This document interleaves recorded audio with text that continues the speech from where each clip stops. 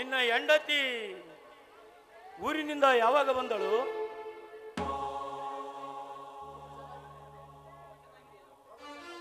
ಮಗು ಚೆನ್ನಾಗಿದೆಯೇನು? ಮಗು ಬಹಳ ಸುಂದರವಾಗಿದೆಯಲ್ಲ. ಎಲ್ಲಿ ನಿನ್ನ ಹೆಂಡತಿ ಗೌರಮ್ಮ ಕಾಣುತ್ತಿರಲಿಲ್ಲಲ್ಲೋ? ನನ್ನ ಹೆಂಡತಿ ಹೆಣ್ಣು ಮಗುವಿಗೆ ಜನ್ಮ ಕೊಟ್ಟು ನನ್ನ ಹೆಂಡತಿ ನಿನ್ನ ಹೆಂಡತಿಗೆ ಏನಾಯ್ತು ರುದ್ರ? ಅವಳು ಈ ಹೆಣ್ಣು ಮಗುವಿಗೆ ಜನ್ಮ ಕೊಟ್ಟು ಸತ್ತು ಹೋದಳು. ರುದ್ರ, ಏನು ಹೇಳುತ್ತಿರುವಿಯೋ ನೀನು?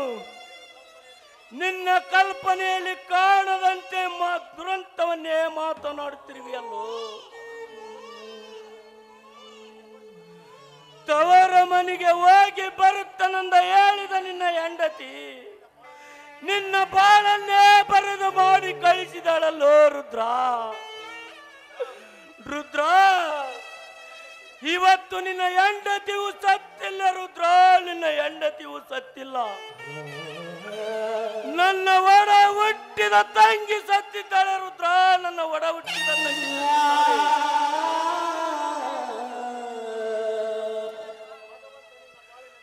ಭಗವಂತ ನಿನ್ನ ಬಾಳಿನಲ್ಲಿ ಎಂತ ದುರಂತವನ್ನೇ ತಂದು ಒಡ್ಡಿದನಲ್ಲೋ. ನಿಜದಡರ ಸೃಷ್ಟಿಕರ್ತನ ಸೆಳೆತದಲ್ಲಿ ನನ್ನ ಸಂಸಾರ ನುಚ್ಚು ನೂರಾಯ್ತು. ದಡರ ನುಚ್ಚು ನೂರಾಯ್ತು.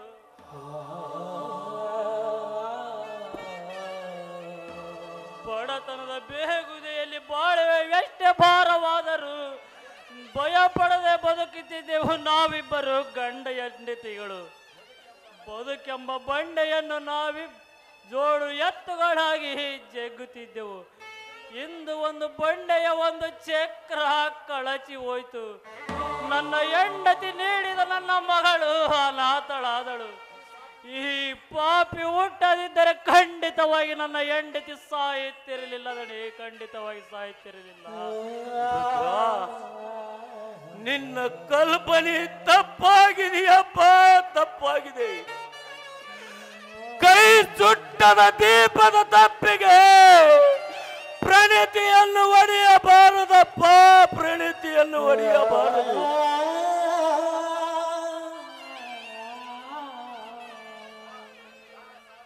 ಯಾರ ಸಾವಿಗೂ ಯಾರು ಕಾರಣವಲ್ಲ, ಯಾರ ಜನ್ಮಕ್ಕೆ ಯಾರು ಕಾರಣವಲ್ಲ. ಈ ಲೋಕದಲ್ಲಿ ಹುಟ್ಟವರು ಹುಟ್ಟುತ್ತಾರೆ, ಸಾಯವರು ಸಾಯುತ್ತಾರೆ. ಹುಟ್ಟು ಸಾವು ಸಂಬಂಧ ಕಟ್ಟಲು ನಾವು ಯಾರು? ಅವರಿವರ ಭೋಗ ಭಾಗಗಳನ್ನು ಇವರ ಬೆನ್ನಿಗೆ ಕಟ್ಟಿಕೊಂಡು ಬಂದಿರುತ್ತಾರೆ ರುದ್ರ ಈ ಭೂಮಿಗೆ. ಈ ಹುಚ್ಚು ಭ್ರಮೆಯಲ್ಲಿ ಬಡದಾಡುವುದೇ ಮಾನವನ ಮೂರ್ಖತನ. ಅಂದರೆ ನಾನು ಮಾಡಿಕೊಂಡ ಹೆಂಡತಿಯನ್ನು ಮರೆಯಲೇಬೇಕೆದಡಿ. ಮರೆಯಲೇಬೇಕು ರುದ್ರ, ಮರೆಯಲೇಬೇಕು. ಹುಟ್ಟಿದ ಮಾನವ ಈ ಪ್ರಪಂಚವನ್ನೇ ಬಿಟ್ಟು ಮರೆತರು ಹೋಗುವಾಗ ಮಾಡಿಕೊಂಡ ಹೆಂಡತಿಯು ಎಷ್ಟು ದಿನದವಳ ರುದ್ರ, ಎಷ್ಟು ದಿವಸದವಳು.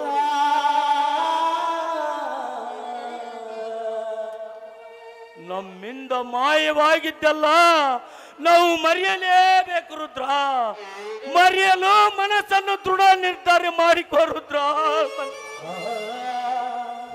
ಮೊಡದಿಯನ್ನು ಮರೆತರು ಮೊಡದಿ ನೀಡಿ ಹೋದ ನನ್ನ ಮಗಳ ಮುಂದಿನ ಭವಿಷ್ಯ ಹೇಗೆ ದಡಿ? ಹೇಗೆ ರುದ್ರ? ಆ ಮಗುವನ್ನು ಬದುಕಿಸಬೇಕಾಯಿತು, ಅದು ನಿನ್ನ ಧರ್ಮ, ಅದು ನಿನ್ನ ಕರ್ತವ್ಯ. ಈ ಮಗುವಿಗೆ ಅಂಬಿಕಾ ಎಂದು ನಾಮಕರಣ ಮಾಡು. ಇವರ ಮನೆಯಲ್ಲಿ ಬಿಟ್ಟು ಕೂಲಿನಾಲಿ ಮಾಡಲು ಹಚ್ಚಲಬೇಡ ರುದ್ರ. ಒಳ್ಳೆ ವಿದ್ಯಾ ಅಭ್ಯಾಸವನ್ನು ಕಲಿಸಿ ಸುದರ್ಶಕರ ಸಾಲಿನಲ್ಲಿ ನಿಂದ್ರಿಸಿ ಅವರಿಗೆ ಬೇಕಾದ ಆಶ್ರಯ, ವಿದ್ಯಾ, ಊಟ, ಉಪಚಾರ ಖರ್ಚುಗಳನ್ನೆಲ್ಲ ನಾನು ನೋಡಿಕೊಳ್ಳುತ್ತೇನೆ ರುದ್ರ. ಇದು ನಿನ್ನ ಮಗಳಲ್ಲ ರುದ್ರ, ಈ ಮಗು ಕೂಡ ನನ್ನದೇ ಎಂದು ಭಾಷಿಸ್ತೇನೆ ರುದ್ರ. ಈಗ ರುದ್ರ, ತೆಗೆದುಕೋ ನಿನ್ನ ಮಗಳನ ಖರ್ಚಿಗಾಗಿ 10,000 ರೂಪಾಯಿಯನ್ನು. ಅಪ್ಪರ, ಈ ನಿಮ್ಮ ಋಣವನ್ನು ಯಾವ ಜನ್ಮದಾಗ ಮುಟ್ಟಿಸಬೇಕು ಅಪ್ಪರ? ಯಾವ ಜನ್ಮದಾಗ ಮುಟ್ಟಿಸಬೇಕು? ಯಾಕೆ ರುದ್ರ ಕಣ್ಣೀರು? ಋಣ ಮುಟ್ಟಿಸುವ ಕಾಲ ಬಂದೇ ಬರುತ್ತಿದೆಯಪ್ಪ, ಬಂದೇ ಬರುತ್ತಿದೆ. ಉಂಡವರಿಗೆ ಉಣಿಸುವುದಕ್ಕಿಂತ ಹಸಿದವರಿಗೆ ಅನ್ನ ಹಾಕುವುದೇ ಮೇಲು ರುದ್ರ. ಅದು ನಿಜವಾದ ಧರ್ಮ. ಈಗ ನೀನು ಎಲ್ಲವನ್ನು ಕಳೆದುಕೊಂಡು ನಿರ್ಗತಿಕನಾಗಿತ್ತು ರುದ್ರ. ಇಂಥ ಸಮಯದಲ್ಲಿ ನಾನು ನಿನಗೆ ಸಹಾಯ ಮಾಡದಿದ್ದರೆ ಆ ದೇವರು ಕೂಡ ನನ್ನನ್ನು ಮೆಚ್ಚಲಾರನು ರುದ್ರ, ನನ್ನನ್ನು ಮೆಚ್ಚಲಾರನು. ಹಾ ರುದ್ರ, ಈ ಮಗುವನ್ನು ಯಾರ ಮನೆಯಲ್ಲಿ ಬಿಡುವೆ? ಇಲ್ಲಿ ಇಲ್ಲಿ ಈ ಊರಲ್ಲಿ ಯಾರ ಮನೆಯಲ್ಲೂ ಬಿಡುವುದಿಲ್ಲ ದಣ್ಯರ. ನನ್ನ ಹೆಂಡತಿ ತಂಗಿ ಬೆಂಗಳೂರಿನಲ್ಲಿ ಇದ್ದಾಳೆ. ದುಡಿಯುವುದಕ್ಕಂತ ತುಂಬಾ ದಿವಸವಾಯ್ತು ದಣ್ಯರ ಬೆಂಗಳೂರಿಗೆ ಹೋಗಿ. ಅವರ ಮನೆಯಲ್ಲಿ ಬಿಟ್ಟು ಬರಬೇಕಂತ ನಿರ್ಧಾರ ಮಾಡಿದ್ದೇನೆ ದಣ್ಯರ, ನಿರ್ಧಾರ ಮಾಡಿದ್ದೇನೆ. ನನ್ನ ಹೆಂಡತಿ ತಮ್ಮ ಸಹಿತ ಅರವಿಂದ ಅಲ್ಲೇ ಇದ್ದಾನೆ. ಒಳ್ಳೆ ವಿದ್ಯಾಭ್ಯಾಸವನ್ನು ಕಲಿಸುತ್ತಾರಂತ ನನ್ನ ಆಸೆ ಆಗಿದೆ ದಣ್ಯರ. ಅಕ್ಕನ ಮಗಳು ಅಂದ ಮೇಲೆ ಪ್ರೀತಿಯಿಂದ ಜೋಪಾನ ಮಾಡುತ್ತಾರೆ ಅನ್ನೋದು ನನ್ನ ಆಸೆ ಆಗಿದೆ ದಣ್ಯರ, ನನ್ನ ಆಸೆ ಆಗಿದೆ. ಅಷ್ಟೇ ಮಾಡು ರುದ್ರ. ಇವತ್ತೇನೆ ನೀನು ಬೆಂಗಳೂರಿಗೆ ಹೊರಟು ಹೋಗಿಬಿಡು. ಇನ್ನು ಮಗು ಹಾಲು ಕುಡಿಯುವ ಹಸುಗೂಸುವುದು. ಇಲ್ಲಿ ಹೆಚ್ಚು ದಿವಸ ಇರುವುದು ಒಳ್ಳೆಯದಲ್ಲ ರುದ್ರ. ಈ ಮಗುವಿಗೆ ಒಳ್ಳೆಯ ವಿದ್ಯಾಭ್ಯಾಸವನ್ನು ಕಲಿಸಿ ಅಂತ ಅವರಿಗೆ ಚೆನ್ನಾಗಿ ಹೇಳಿಬಾರುದ್ರ. ಆಯ್ತ್ರಿ ಅಪ್ಪರ, ನಾ ಇನ್ನು ಹೋಗಿ ಬರುತ್ತೇನೆ ಅಪ್ಪರ, ಹೋಗಿ ಬರುತ್ತೇನೆ. ಹೋಗಿ ಬಾರುದ್ರ. ಆ ದೇವರು ನಿನಗೆ ಒಳ್ಳೆಯದು ಮಾಡಲಿ ರುದ್ರ.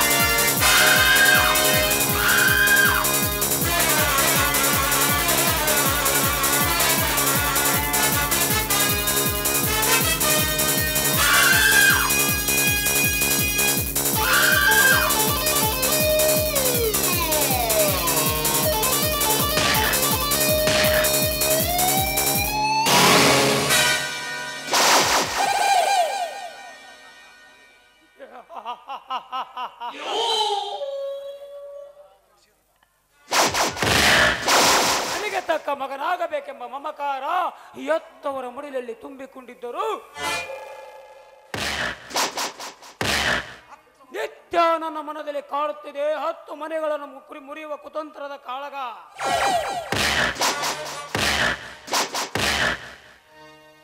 ಎತ್ತವರಿಗೆ ಬೇಕಾಗಿರುವುದು ನಿತ್ಯ ನ್ಯಾಯ ನೀತಿ ಧರ್ಮ. ಅವರ ರಕ್ತವನ್ನು ಹಂಚಿಕೊಂಡು ಹುಟ್ಟಿರುವ ಈ ಮಹಾಂತೇಶನಿಗೆ ಬೇಕಾಗಿರುವುದು ನಿತ್ಯ ಎಂಡ ಕಂಡ ಕಂಡ ಕಂಡ ಯೌವನದ ಹೆಣ್ಣುಗಳು.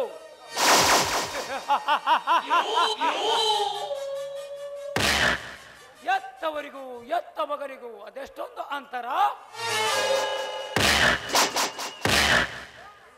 ಬಹಿರಂಗದಲ್ಲಿ ಬದುಕುವುದು ಎತ್ತವರ ಕೀರ್ತಿ, ಅದೇ ಅಂತರಂಗದಲ್ಲಿ ಬದುಕುವುದು ಈ ಮಹಾಂತೇಶನ ಮಡಿಲಲ್ಲಿ ತುಂಬಿರೋ ವಿಷಕೊಂಡ.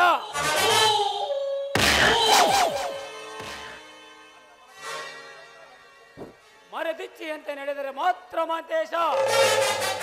ನನ್ನ ಇಚ್ಛೆಯನ್ನು ತುಚ್ಛೀಕರಿಸಿದ್ದೆ, ಆದರೆ ಅವರ ಬಾಳು ನುಚ್ಚು ನೂರಾಗುವುದರಲ್ಲಿ ಯಾವ ಸಂದೇಹವೂ ಇಲ್ಲ.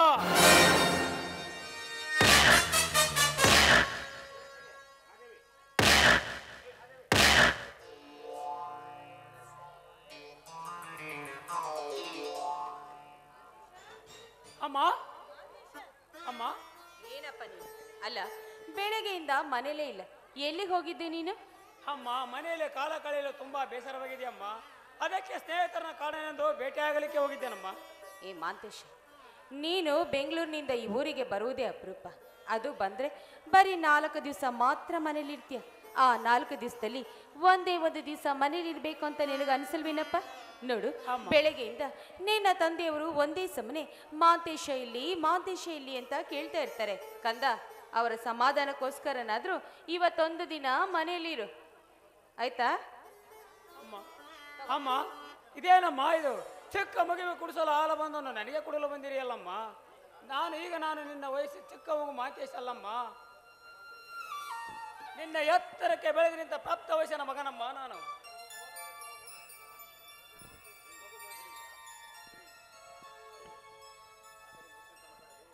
ಮಾಂತೇಶ, ನೋಡಪ್ಪ, ಮಕ್ಕಳು ಎಷ್ಟೇ ಬೆಳೆದು ದೊಡ್ಡವರಾದರೂ ಈ ಹೆತ್ತವರ ಪಾಲಿಗೆ ಅವರಿನ್ನೂ ಚಿಕ್ಕವರಪ್ಪ. ನೋಡು, ನೀನು ಮನೆಯಲ್ಲಿ ಚಿಕ್ಕ ಮಗುವಿದ್ದಾಗ ನೀನು ಚೆನ್ನಾಗಿ ಬೆಳೆಯಬೇಕು ಅಂತ ಪ್ರತಿನಿತ್ಯ ನಿನಗೆ ಕುಡಿಯೋದಕ್ಕೆ ಹಾಲನ್ನು ಕೊಡ್ತಾ ಇದ್ವಿ. ಅದರಂತೆ ಅದೇ ರೂಢಿಯನ್ನ ಮುಂದೆ ಹಾಕೊಂಡು ಬಂದಿದ್ದೀವಿ.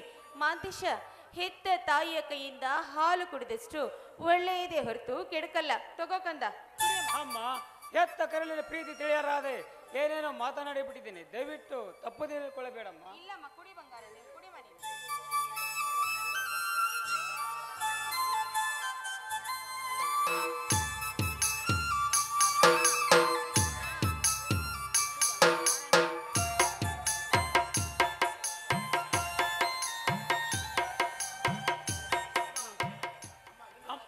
ಅಮ್ಮ, ನಿನ್ನೆ ರಾತ್ರಿ ನಾನು ಮನೆಗೆ ಬಂದಾಗ ತುಂಬಾ ಒತ್ತಾಯಿತ್ತು. ಅದಕ್ಕೆ ಅಪ್ಪ ಏನಾದರೂ ತಪ್ಪು ತಿಳಿದುಕೊಂಡೇರೇನಮ್ಮ? ಅಲ್ಲಪ್ಪ, ತಪ್ಪು ತಿಳಿದುಕೊಳ್ಳೋದಕ್ಕೆ ಅವರು ಮನೇಲಿದ್ರೆ ತಾನೆ ಅವರು ತಪ್ಪು ತಿಳಿದುಕೊಳ್ಳೋದು. ಅಲ್ಲ ಮಾಂತೇಶ, ನಿನ್ನೆ ರಾತ್ರಿ ನೀನು ಕುಡಿದು ತೂರಾಡುತ್ತಾ ಬರ್ತಾ ಇದ್ದೆ. ಆ ಸಮಯದಲ್ಲಿ ನಾನು ನಿನ್ನನ್ನು ನೋಡಿದೆ. ನಿನ್ನನ್ನು ಕರೆದುಕೊಂಡು ಹೋಗಿ ನಿನ್ನನ್ನು ರೂಮಲ್ಲಿ ಮಲಗಿಸ್ಕೊಂಡೆ. ಮಾತನಾಡುವ ಸ್ಥಿತಿಯಲ್ಲಿ ನೀನಿರ್ಲಿಲ್ಲ. ನಿನ್ನ ಘನತೆಯ ಅರಿವು ನಿನಗೆ ಉಳಿದಿರಲಿಲ್ಲ. ಇನ್ನು ನಿಮ್ಮ ತಂದೆಯ ಕಣ್ಣಿಗೆ ನಿನ್ನ ತಪ್ಪು ತಿಳಿಯಲಿಲ್ಲ. ಅದನ್ನೇ ನನ್ನ ಭಾಗ್ಯ ಅಂತ ತಿಳಿದುಕೊಳ್ಳಬೇಕು. ಅಮ್ಮ, ಹೌದು ಮಾಂತೇಶ. ನೋಡಪ್ಪ, ನಿನ್ನ ಹೆತ್ತ ತಾಯಿಯಾಗಿ ನಿನಗೊಂದು ಮಾತು ಹೇಳ್ತಾ ಇದ್ದೀನಿ, ಕೇಳು. ಮಾಂತೇಶ, ನೀನು ಈ ಮಾನವಂತರ ಮನೆಯಲ್ಲಿ ಹುಟ್ಟಿರುವ ಮಗ ಅಪ್ಪ. ಅಂದ ಮೇಲೆ 10 ಜನ ನೋಡಿ ಮೆಚ್ಚಿಕೊಳ್ಳುವಂತ ಕೆಲಸವನ್ನ ಮಾಡಬೇಕೇ ಹೊರತು ಇಂತಹ ಕೆಟ್ಟ ಕೆಲಸಕ್ಕೆ ಯಾವತ್ತೂ ಕೈ ಹಾಕಬಾರ್ದು. ಕಂದ, ಈ ಚಿಕ್ಕ ವಯಸ್ಸಿನಲ್ಲಿ ನೀನೇ ರೀತಿ ಕುಡಿಯುವುದು, ಜೂಜಾಡುವುದು, ಈ ರೀತಿ ಕೆಟ್ಟ ಚಟಗಳನ್ನ ಮಾಡ್ತಾ ಹೋದ್ರೆ ಮುಂದೆ ನಿನ್ನ ಬಾಳು ಹಾಳಾಗುವುದಷ್ಟೇ ಅಲ್ಲ, ನಿನ್ನ ಬದುಕು ಅಧಪತನಕ್ಕಿಳಿಯುತ್ತೆ. ಎಚ್ಚರ ಮಾಂತೇಶ, ಎಚ್ಚರ. ಅಮ್ಮ, ಅಂತ ತಪ್ಪು ನಾನೇನು ಮಾಡಿದ್ದೇನಮ್ಮ? ಈ ಕಲಿಯುಗದಲ್ಲಿ ಕುಡಿಯುವುದು ತಪ್ಪೇ. ದುಡ್ಡಿದ್ದು ದೊಡ್ಡವರಾದ ನಾವು ಕುಡಿಯದಿದ್ದರೆ ಅದೇನು ದೊಡ್ಡ ತಪ್ಪಲ್ಲಮ್ಮ. ಮಾಂತೇಶ, ಹಾಗಂತ ನೀನು ತಿಳಿದುಕೊಂಡಿದ್ಯಾ, ನಾವು ತಿಳಿದುಕೊಳ್ಬೇಕಲ್ಲಪ್ಪ. ಮಾಂತೇಶ, ಇದು ಸಂಸ್ಕೃತಿ ಸಂಪ್ರದಾಯಸ್ಥರ ಮನೆತನ. ಈ ಮನೆಯಲ್ಲಿ ಯಾವತ್ತು ತಪ್ಪಿಗೆ ಆಸ್ಪದವಿಲ್ಲ. ತಪ್ಪು ಮಾಡಿ ಯಾರೇ ಈ ಜಾಗದಲ್ಲಿ ನಿಂತರೂ ಅಂಥವರಿಗೆ ಶಿಕ್ಷೆ ತಪ್ಪಿದ್ದಲ್ಲ. ಮಾತೇಶ, ನಿಮ್ಮ ತಂದೆಯವರ ಹೆಸರನ್ನು ಉಳಿಸಬೇಕಾದದ್ದು ನಿನ್ನ ಕರ್ತವ್ಯ. ಅಂದ ಮೇಲೆ ನೀನು ಅಷ್ಟೇ ನಿಷ್ಠೆಯಿಂದ ನಡೆದುಕೊಳ್ಳಬೇಕೆನ್ನುವುದೇ ಈ ನಿನ್ನ ಹೆತ್ತವರ ಆಸೆಯಪ್ಪ. ತಿಳಿಯುತ್ತಮ್ಮ, ಎತ್ತವರು ಆಗ್ಲಿ. ಅಮ್ಮ, ಹಿಂದೆ ಮುಂದೆ ಯಾವ ತಪ್ಪಾಗದಂತೆ ನಡೆದುಕೊಳ್ಳುತ್ತೇನೆ, ಆಯ್ತೇ? ನಿನ್ನೆ ರಾತ್ರಿ ಕುಡಿದು ಬಂದದ್ದಕ್ಕೆ ಶಿಕ್ಷೆ ಕೊಡುವುದಾದರೆ ಈ ನಿನ್ನ ಕೈಯಾರ ನನ್ನ ಕೆನ್ನೆಗೆ ನಾಲ್ಕೇಟು ಬಾರಿಸಿ ಬಿಡಮ್ಮ. ಮಾಂತೇಶ, ನಿನ್ನ ಕೈಯಿಂದ ಬಾರಿಸೋದಕ್ಕೆ ನೀನೇನು ನಮಗೆ 10 ಜನ ಮಕ್ಕಳಿಲ್ಲ. ಇರುವುದು ನನಗೊಬ್ಬನೇ ಒಬ್ಬ ಮಗ. ಹೆಣ್ಣು ಮಗು ಅಂದ್ರು ನೀನೇ, ಗಂಡು ಮಗು ಅಂದ್ರು ನೀನೇ. ಈ ಗಂಡ ಹೆಂಡತಿಯರ ಬಾಳಿಗೆ ಕಣ್ಣಾಗಬೇಕಾದವನು ನೀನು. ನೋಡು ಮಾಂತೇಶ, ನಾನು ನಿನ್ನ ಹತ್ರ ಹೇಳುವುದಿಷ್ಟೇ, ನೀನು ಚೆನ್ನಾಗಿರ್ಬೇಕು, ಈ ಮನೆತನದ ಹೆಸರನ್ನ ತರಬೇಕು. ನಿಮ್ಮ ತಂದೆಯವರು ಹೇಗಿದ್ದಾರೆ ಅಂತ ನಿನಗೆ ಗೊತ್ತು ತಾನೆ? ನೋಡು, ನಿಮ್ಮ ತಂದೆ ನ್ಯಾಯ, ನೀತಿ, ಧರ್ಮ ಅಂದ್ರೆ ತಮ್ಮ ಪ್ರಾಣವನ್ನೇ ಬಿಡ್ತಾರೆ. ದುಷ್ಟರನ್ನ ಕಂಡ್ರೆ ಕೆಂಡ ಕಾರ್ತಾರೆ, ಕೊಲೆಗಡುಕರನ್ನ ಕಂಡ್ರೆ ಅವರ ಕೈಗಳನ್ನೇ ಕತ್ತರಿಸಿ ಹಾಕಿ ಬಿಡ್ತಾರೆ. ಅಂದ ಮೇಲೆ ಅವರ ಮಗನಾಗಿ ಹುಟ್ಟಿದ ಮೇಲೆ ನೀನು ಅಷ್ಟೇ ನಿಷ್ಠೆಯಿಂದ ನಡೆಯಬೇಕು ಮಾಂತೇಶ. ಅಮ್ಮ, ಇವತ್ತು ನಿನ್ನ ಪಾದಮೂಲಮ್ಮ, ಯಾವ ತಪ್ಪಾಗದಂತೆ ನಡೆದುಕೊಳ್ಳುತ್ತೇನೆ, ಆಯ್ತೇ? ಆಯ್ತು ಬಂಗಾರ. ಅಮ್ಮ ಇವತ್ತು ನಾನು ಬೆಂಗಳೂರಿಗೆ ಹೋಗ್ಬೇಕಮ್ಮ. ಅಪ್ಪನ ಕಡೆಯಿಂದ ಒಂದು 10,000 ಕೊಡ್ಸಮ್ಮ. ಅಯ್ಯೋ ನನ್ ಮುದ್ದು ಬಂಗಾರ, 10,000 ಬೇಕೇನಮ್ಮ? ಕೊಡಿಸ್ತೀನಿ. 10,000 ಯಾಕೆ, 50,000 ಕೊಡಿಸ್ತೀನಿ. ಒಟ್ನಲ್ಲಿ ನೀನು ಬುದ್ಧಿವಂತ ಆಗಿರ್ಬೇಕು ಅಷ್ಟೇ ನನಗೆ. ಆಗ್ತೇನಮ್ಮ ಆಗ್ತೇನಮ್ಮ. ಆಯ್ತಮ್ಮ ನನ್ ಬಂಗಾರ. ನಿಮ್ಮಪ್ಪ ಬರ್ತಾರೆ, ನಿಂತ್ಕೋ, ನಾನೆಲ್ಲ ಇಸ್ಕೊಡ್ತೀನಿ ಆಯ್ತಾ? ಆಯ್ತಮ್ಮ ಆಯ್ತಮ್ಮ. ಅಲ್ಲಿ ಬೆಂಗಳೂರಿಗೆ ಹೋಗಿ ಏನೇನೋ ತರಲೆ ಕೆಲಸ ಮಾಡಬಾರ್ದು. ಇಲ್ಲಮ್ಮ ಇಲ್ಲಮ್ಮ, ನೀನು ಹೇಳ್ದಂಗೆ ಕೇಳ್ತೇನಮ್ಮ. ಏನೇ ಮಾದೇವಿ, ತಾಯಿ ಮಗ ನಿಂತು ಏನೋ ವಿಚಾರ ಮಾಡುತ್ತಿರುವೀರಲ್ಲ? ಏನು ಇಲ್ಲ ರೀ. ನೋಡ್ರಿ, ಮಾಂತೇಶ ಬೆಂಗಳೂರಿಗೆ ಹೋಗ್ತಾನಂತೆ. ಅವನ ಖರ್ಚಿಗೆ 10,000 ರೂಪಾಯಿ ಬೇಕು ಅಂತ ಕೇಳ್ತಾ ಇದ್ದ. ಅಲ್ಲೇ ಮಾದೇವಿ, 10,000 ನನ್ನನ್ನು ಕೇಳಬೇಕೆ? 10,000 ಏಕೆ? ನನ್ನ ಮಗನಿಗೆ ಮಾಂತೇಶನಿಗೆ 2 ಲಕ್ಷವನ್ನೇ ಕೊಟ್ಟು ಬಿಡು. ಹೌದಮ್ಮ. ನನ್ನದೇನು ಅಭ್ಯಂತರವಿಲ್ಲ ಮಾದೇವಿ. ಆದರೆ ಒಂದೇ ಒಂದು ಮಾತು ಮಾಂತೇಶ, ನಿನ್ನ ಹತ್ತಿರ ಮಾತನಾಡುವುದು. ಏನು ಹೇಳಪ್ಪಾಜಿ, ನಿನ್ನ ಮಾತನ್ನು ಚಾಚು ತಪ್ಪದೆ ಪಾಲಿಸುತ್ತೇನೆ. ನೋಡು ಮಾಂತೇಶ, ನೀನು ಈ ಮನೆಗೆ ಒಬ್ಬನೇ ಒಬ್ಬ ಮಗ. ಈ ಮನೆಯಲ್ಲಿ ಸ್ವಾಧೀನಲ್ಲಿ ಬರುವ ಆಸ್ತಿ, ಅಂತಸ್ತು, ಐಶ್ವರ್ಯಗೆ ಸಿರಿ ಸಂಪತ್ತಿಗೆ ನೀನೇ ಸರ್ವಾಧಿಕಾರಿ. ಮುಂದೊಂದು ದಿನ ನೀನು ಈ ಮನೆಗೆ ಯಜಮಾನನಾಗಬಹುದು. ನಮ್ಮ ವಯಸ್ಸು ಇಳಿಯುತ್ತಲೇ ಹೋಗುತ್ತದೆ, ನಿಮ್ಮ ಬುದ್ಧಿ ಬೆಳೆಯುತ್ತಲೇ ಹೋಗುತ್ತದೆ. ಆದರೆ ಬೆಳೆಯುವ ನಿನ್ನ ಬುದ್ಧಿಯಲ್ಲಿ ಸಂಸ್ಕೃತಿ, ಸಂಪ್ರದಾಯ, ನಿಷ್ಠೆ ಬಹಳಷ್ಟು ಪರಿಶುದ್ಧವಾಗಿರಬೇಕು ಮಾಂತೇಶ. ಪರಿಶುದ್ಧವಾದ ನಿನ್ನ ಬದುಕನ್ನು ಕಂಡು 10 ಜನ ಮೆಚ್ಚಿಕೊಳ್ಳುವಂತಿರಬೇಕು ಮಾಂತೇಶ, ಕಂಡವರ ಕಣ್ಣಲ್ಲಿ. ಅಪ್ಪಾಜಿ, ಎತ್ತವರ ಕರಳಿಗೆ ಯಾವ ಕಳಂಕವೂ ತರದಂತೆ ಈ ಮನೆಯ ಮುತ್ತಿನ ವಾರವಾಗಿ ಮಾನ ಮರ್ಯಾದೆ ಎಂಬ ಶಿಖರವನ್ನೇರಿ ನಿಮ್ಮ ನ್ಯಾಯ ನೀತಿ ಧರ್ಮದ ಹುಷರಾಗಿ ಸದಾ ಬದುಕುತ್ತೇನೆ ಅಂತ ನಿಮಗೊಂದು ಮಾತು ಕೊಡ್ತೇನೆ ಅಪ್ಪಾಜಿ. ಮಗನಾದ ನನ್ನ ಮೇಲೆ ಸ್ವಲ್ಪ ನಂಬಿಕೆ ಇಡಿ. ಮಾಂತೇಶ, ನಿನ್ನನ್ನು ನಂಬುತ್ತೇನೆಪ್ಪ, ನಿನ್ನನ್ನು ನಂಬುತ್ತೇನೆ. ಎತ್ತವರ ಮಗನನ್ನು ನಂಬದೆ ಮತ್ತಿನ್ಯಾರನ್ನು ಏಕೆ ನಂಬಬೇಕಪ್ಪ? ಮಾಂತೇಶ, ನಮ್ಮ ಮಾತಿನಿಂದ ನಿನ್ನ ಮನಸ್ಸಿಗೆ ಒಂದು ಸ್ವಲ್ಪ ನೋವಾಗಿರಬಹುದಲ್ಲ? ಆದರೆ ನಾನು ಈ ಮಾತನ್ನು ಏಕೆ ಹೇಳುತ್ತೇನೆಂಬುದು ನಿನಗೆ ಗೊತ್ತೇ? ಎತ್ತವರ ಆಸೆಯಂತೆ ಈ ಮನೆ ಎಂಬ ಗೂಡಿನಲ್ಲಿ ಮಗನೆಂಬ ಹಕ್ಕಿಯೆಂಬ ಸಾಕಿ ಪ್ರೀತಿ, ಪ್ರೇಮ, ವಾತ್ಸಲ್ಯದಿಂದ ಕಾಳು ಕಡಿಗಳನ್ನೆಲ್ಲ ಹಾಕಿ ಬುದ್ಧಿ ಎಂಬ ಬೇಲೆಯಲ್ಲಿ ಎಣೆದು ಸಾವಿರಾರು ಜನರಿಗೆ ಪಾಠ ಹೇಳುವ ಶಿವಚರಣರ ಹಕ್ಕಿ ಆಗಲೆಂದು ಆಸೆ ಹೊತ್ತು ಕುಳಿತಿದ್ದೇನಪ್ಪ ನಿಮ್ಮಪ್ಪ. ಆದರೆ ಈ ಹಕ್ಕಿ ರೆಕ್ಕೆ ಬಲದ ಮೇಲೆ 10 ಜನರ ಕುಕ್ಕುವ ರಣದ್ದಾಗಬಾರದಂತ ಮಾಂತೇಶ ನಿನಗೆ ಮುನ್ನೆಚ್ಚರಿಕೆ ನೀಡಿದ್ದೇನೆ ಮಾಂತೇಶ. ಅಪ್ಪ, ನಿನ್ನ ಮಾತಿನ ಅಂತರಂಗವನ್ನು ನಾನು ತಿಳಿದುಕೊಂಡಿದ್ದೇನೆ. ನೀವು ಅಂದುಕೊಂಡ ಹಾಗೆ ಈ ಹಕ್ಕಿ ಹಸಿ ಮಾಂಸ ತಿನ್ನುವ ರಣಹದ್ದಲ್ಲ. ಈ ಶಿವಶರಣರ ಮಠದಲ್ಲಿ ಬೆಳೆದು ನಿಂತ ಪಾಠ ಪಡಿಸುವ ಹರಗಿಣಿ ನಾನು. ನೀವೇ ಕಾದು ನೋಡಿ, ಈ ಹಕ್ಕಿ ಕುಕ್ಕುವುದೋ ಅಥವಾ ಎತ್ತವರ ಹೆಸರಿಗೆ ಕೀರ್ತಿ ತರುವುದೋ ಎಂದು. ಅಮ್ಮ, ನಾನು ಹೋಗಿ ಬರ್ತೇನಮ್ಮ. ರುದ್ರ,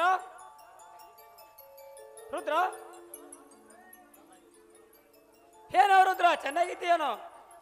ಚೆನ್ನಾಗಿದ್ದೇನ್ರಿ ದಡಿ, ನಿಮ್ಮ ಪುಣ್ಯದಿಂದ ಇನ್ನೂ ಒಂದು 4 ದಿವಸ ಇರಬಾರದೆ? ಇಲ್ಲ, ಬೆಂಗಳೂರಿನಲ್ಲಿ ತುಂಬಾ ಕೆಲಸವಿದೆ, ಹೋಗ್ಲೇಬೇಕಪ್ಪ ರುದ್ರ. ಮತ್ತೆ ಸಮಯಕ್ಕೆ ಸಿಕ್ಕಾಗ ಬರುತ್ತೇನೆ. ರುದ್ರ, ಒಳಗಡೆ ಸೂಟ್ಕೇಸಿದೆ. ನಮ್ಮ ಮಾಂತೇಶನತ್ತಲೆ 2 ಲಕ್ಷವನ್ನು ಅವನ ಸೂಟ್ಕೇಸಿನಲ್ಲಿ ಇಟ್ಟುಬಿಡು. ಅವನು ಪೊಂಡಿಷನ್ ಹಾಕ ಕಚ್ಚಿದ್ದಾನೆ. ಆತ್ರಿ ದಣಿಯರ, ಅಷ್ಟೇ ಮಾಡುತ್ತೇನೆ.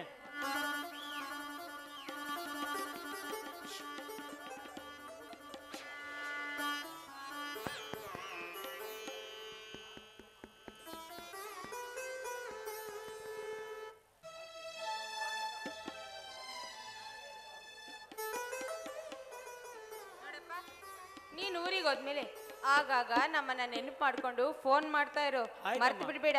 ನಿನ್ನ ಚಿಕ್ಕ ಮನೆಗೆ ನಾನು ಕೇಳಿದೆ ಅಂತ ಹೇಳು. ಹೇಳ್ತೀನಮ್ಮ. ನಾನು ಹೇಳಿದ್ದೆಲ್ಲ ನೆನಪಿದೆ ತಾನೆ? ಆಯ್ತಮ್ಮ, ನೆನಪಿದೆ ಅಮ್ಮ. ಮೊದ್ಲೇ ಬೆಂಗಳೂರಿಗೆ ಹೋಗ್ತಾ ಇದೀಯಾ, ಕಾಲಮಾನ ಸುಮಾರಾಗಿದೆ, ಹುಷಾರು ಮಾಂತೇಶ. ಮಾಂತೇಶ ಆಯ್ತಮ್ಮ ನನ್ನ ಮರ್ಯಾದೆ ಉಳ್ಸೋಕಂದ ಆಯ್ತಮ್ಮ. ನಿಮ್ಮ ಅಪ್ಪನ ಹತ್ರ ಮರ್ಯಾದೆ ಕಳಿಬೇಡ. ಅಯ್ಯೋ ನನ್ ಬಂಗಾರ ನನ್ನೂ ನೋಡಲ್ವಲ್ಲಪ್ಪ, ಇದು ಬಂಗಾರ, ನನ್ ಬಂಗಾರ ಗುಂಡು. ಬಿಡೆ ಮಾದೇವಿ, ಮತ್ತೇನ್ರ ಆಯ್ತದ? ಅದು ಯಾರನ್ನೂ ನೋಡಲ್ಲ ದಣ್ಯರ. ನನ್ನ ಮಗಳು ಸಹಿತ ಬೆಂಗಳೂರಿನಲ್ಲಿ ಇದ್ದಾಳೆ. ಈ ವರ್ಷ BA ಮುಗಿದರೂ ಮುಗಿಬೋದ್ರಿ. ನೀವು ಸ್ವಲ್ಪ ಭೇಟಿಯಾಗಿ ನಾವು ನನ್ನ ಮಗಳ ಹತ್ತಿರ ವಿಚಾರ ತಿಳಿಸಬೇಕಾಯ್ತಲ್ಲ. ಏನು ನಿನ್ನ ಮಗಳು ಬೆಂಗಳೂರಲ್ಲಿ ಓದುತ್ತಿದ್ದಾಳೆ? ಎಲ್ಲಿ, ಯಾವ ಕಾಲೇಜು, ಎಲ್ಲಿದ್ದಾಳೆ ಅಂತ ಹುಡುಕಬೇಕು. ನಿನ್ನ ಮಗಳ ವಿಳಾಸ ನಿನ್ನ ಹತ್ರ ಸ್ವಲ್ಪ ಇದೆಯಾ? ಛೇ, ಮನೆಯಲ್ಲೇ ಬಿಟ್ಟು ಬಂದಿದ್ದೇನೆ. ಇನ್ನೂ ಒಂದು ಸಾರಿ ಬಂದಾಗ ತಂದು ಕೊಡುತ್ತೇನೆ ದಣ್ಯರ. ಬರ್ರಿ, ಬಸ್ ಸ್ಟ್ಯಾಂಡ್ಗೆ ನಿಮ್ಮನ್ನು ಬಿಟ್ಟು ಬರುತ್ತೇನೆ. ಬರ್ತೀನಮ್ಮ. ಅಪ್ಪಾಜಿ ಬರ್ತಾನ ಅಪ್ಪಾಜಿ? ಹುಷಾರು ಮಾಂತೇಶ.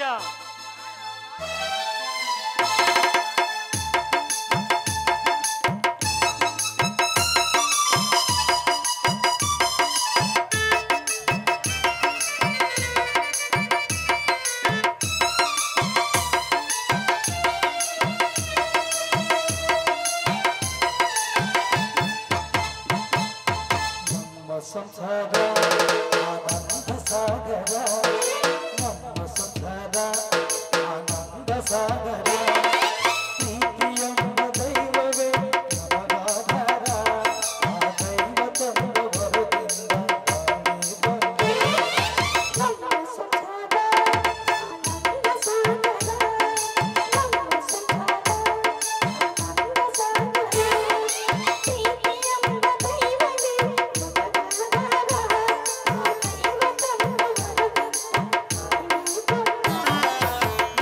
ಸಂಸಾರ ಆನಂದ ಸಾಗರ.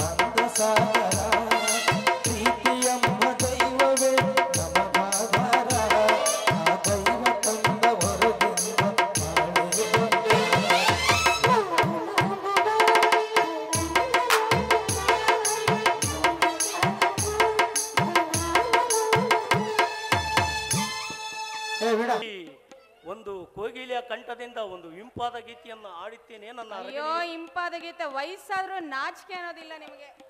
ವಯಸ್ಸಾದ್ರೂ ಉಳಿ ಮುಪ್ಪಾಗುತ್ತೇನೆ ಮದುವೆ. ಏನ್ ಕಮ್ಮಿ ಇಲ್ಲ. ಹೋ ಹೋ ಹೋ ಹೋ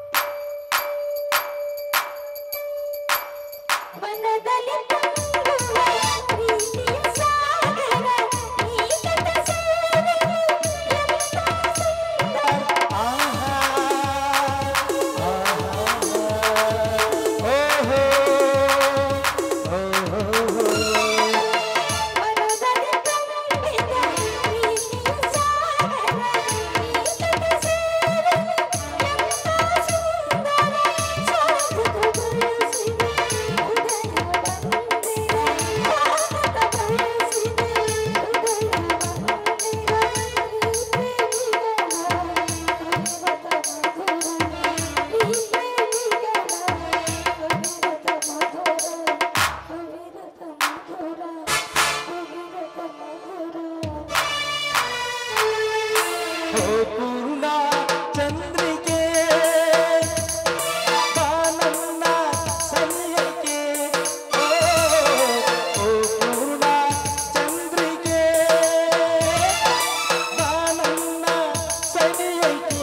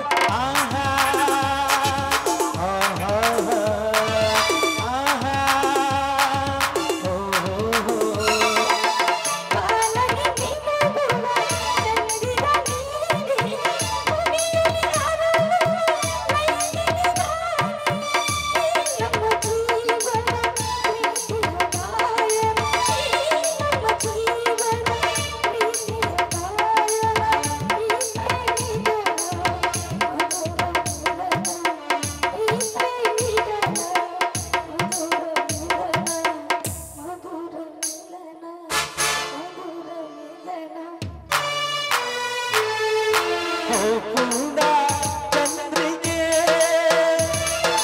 ಬಾ ನನ್ನ ಸನಿಹಕ್ಕೆ ಓ